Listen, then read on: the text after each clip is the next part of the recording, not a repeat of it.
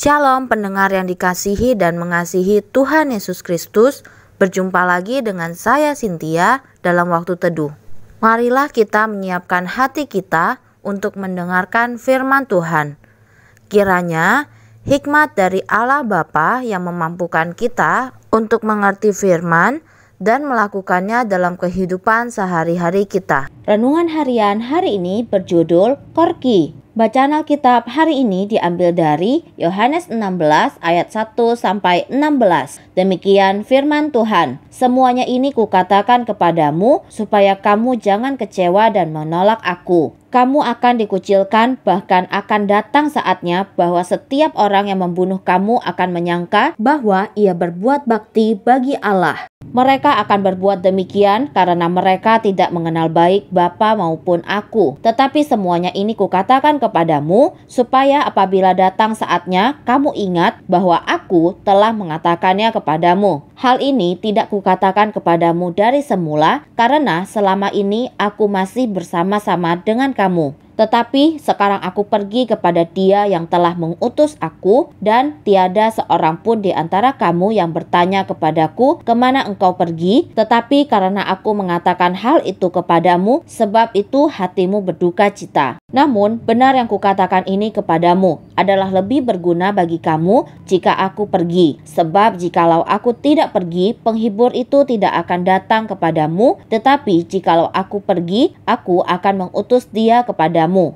Dan kalau ia datang, ia akan menginsafkan dunia akan dosa, kebenaran dan penghakiman, akan dosa karena mereka tetap tidak percaya kepadaku, akan kebenaran karena aku pergi kepada Bapa dan kamu tidak melihat aku lagi, akan penghakiman karena penguasa dunia ini telah dihukum. Masih banyak hal yang harus kukatakan kepadamu, tetapi sekarang kamu belum dapat menanggungnya.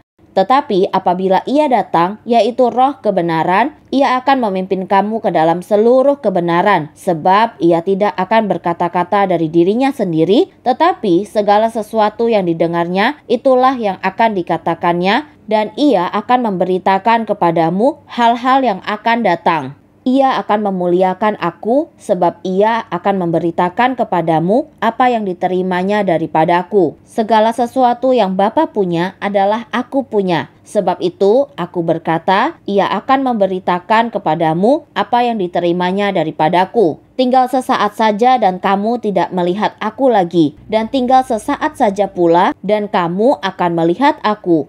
Nats pembimbing hari ini diambil dari 2 Korintus 5 ayat 7. Demikian firman Tuhan. Sebab hidup kami ini adalah hidup karena percaya, bukan karena melihat. Stephen Sisto bertumbuh dengan rasa minder karena ia buta. Baginya penglihatan terdiri atas kaleidoskop berbagai bentuk, warna, dan bayangan. Jika sedang sendirian, ia suka menempelkan wajahnya ke halaman buku dan berusaha keras menghafalkan nama-nama jalan agar ia terlihat seperti orang yang bisa melihat jelas, tidak seperti keadaan sebenarnya. Waktu berusia 39 tahun, hidupnya berubah setelah ia mendapatkan seekor anjing penuntun terlatih dan setia bernama Korki. Saat belajar menggunakan Korki sebagai penuntun, Stephen merenungkan rasa percaya yang tumbuh dalam hubungan mereka. Ia berkata, keyakinan tumbuh dari rasa percaya yang berkembang menjadi keyakinan, lalu menjadi kepastian.